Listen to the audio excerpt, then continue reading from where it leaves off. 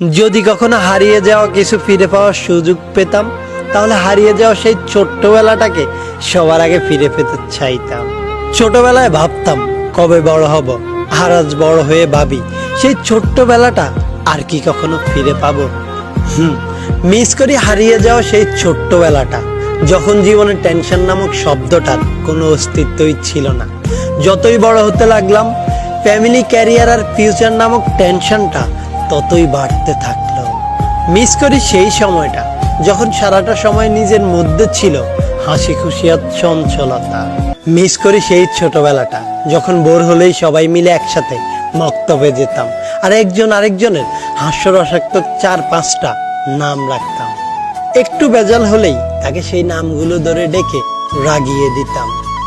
তখন বন্ধুত্ব মানেই ছিল প্রতিনিয়ত হাজারো ঝগড়া আর কথায় কথায় আড়ি। কিন্তু বেলা শেষে সব ঝগড়া বিবাদ